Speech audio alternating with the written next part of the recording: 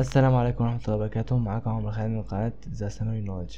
النهاردة عايزين نعرف مع بعض ايه هو الكم والكوانتم وايه علاقته بميكانيكا الكم. تمام، اول حاجة نعرف بس اهم حاجة الكم هو اصغر وحدة من الطاقة او المادة اللي ممكن نقيسها في الطبيعة. يعني لو هنتكلم عن الضوء فالكم بتاعه هو الفوتون. بمعنى تاني الكم هو الوحدة الادنى من اي حاجة نقدر نقول انها موجودة. الكوانتم ميكانيكس هو علم بيدرس سلوك الجسيمات الصغيرة جدا زي الالكترونات والفوتونات اللي احنا قلنا اللي هي بتاعة الضوء.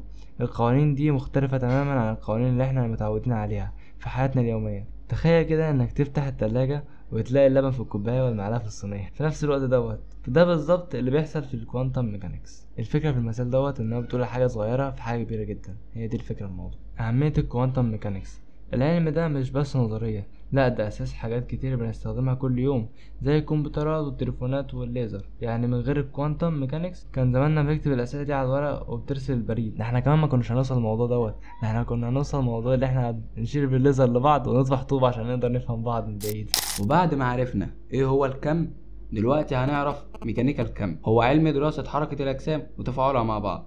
يعني باختصار هنفهم ليه لما ترمي كورة في الهواء فوقيك ليه تنزل على دماغك. معانا أمثلة بقى للعلماء، زي معانا أول واحد إسحاق نيوتن. الراجل ده كان قاعد تحت شجرة تفاح، فجأة تفاحة وقع على دماغه، وبدل ما يزعل ويزعق قال لك يا سلام جاذبية ايه ديا ووقعت ازاي. يعني من الآخر عمل لنا حوار، لكن طلع قوانين اللي هي الحركة. بصراحة أنا لو كنت مكانه كنت كلت التفاحة ونسيت الموضوع أصلا. ومعانا تاني واحد جاليليو قال لك إن الناس فاكرة إن الحاجات التقيلة تقع أسرع من الخفيفة. طب استنوا عليا. مرة واحد طلع في البرجبيزة المائل ورمى كورتين، واحدة كبيرة وواحدة صغيرة، وأثبت إن هما بيقعوا بنفس السرعة. طبعا اللي تحت كانوا بيقولوا الهزار البايخ دول، بس هنعمل إيه، علماء بقى. ومعانا رقم 3 ليوناردو أويلر، وده كان بيحب الحاجات الدوارة. قعد يفكر ازاي الحاجات دي بتدور وطلع معادلات أولر. يعني بصراحة احنا بنحب المراجيح بس مش للدرجة دي يعني. وطبعا ليه العلماء دول اتنسوا؟ معانا الثورة العلمية والفيزياء الحديثة.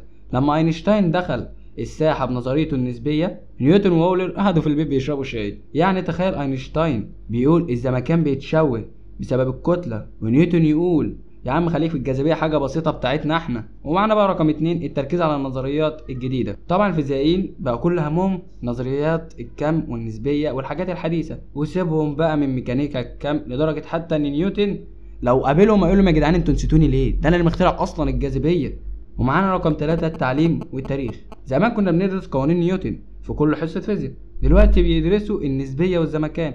يعني حتى الطلبة نسيوا نيوتن، وكل ما يفكروا في التفاح يقولوا التفاح حلو بس لما بناكله. والنسبيه العامه بتاعت اينشتاين هي النظريه اللي بتقول ان الجاذبيه هي نتيجه تشوه الزمكان بسبب وجود الكتله. يعني لو معاك كتله كبيره زي كوكب، الزمكان حواليه بيتني والحاجات بتمشي على المسار ده.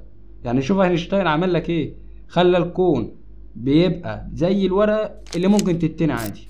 الأجسام الساخنة، زمان العلماء كانوا مش مفاهمين ليه الأجسام الساخنة بتشع ضوء بطريقة معينة. ماكس بلانك قال إن الطاقة بتخرج في قطع صغيرة جدا سماها كمات. النموذج الذري، نيلز بور استخدم فكرة بلانك وشرح ليه الإلكترونات بتدور حوالين النواة ما بتقعش فيها. أينشتاين أثبت إن الضوء نفسه بيتكون من قطع صغيرة برضه لما بتشرح تأثير كهروضوئي. تطوير النظرية، الإلكترونات والموجات، لويس دي براولي قال إن الإلكترونات ممكن تكون موجات. شرودنجر عمل معادلة رياضية بتشرح حركة الإلكترونات زي الموجات. والأثر العلمي، الأثر العلمي تكنولوجيا ميكانيكا الكم تساعدنا نضع حاجات زي التلفزيونات الذكية، الليزر، وأجهزة الكمبيوتر السريعة. أبحاث مستمرة، العلماء لسه بيبحثوا في ميكانيكا الكم عشان نفهم أكتر ونخترع حاجات جديدة.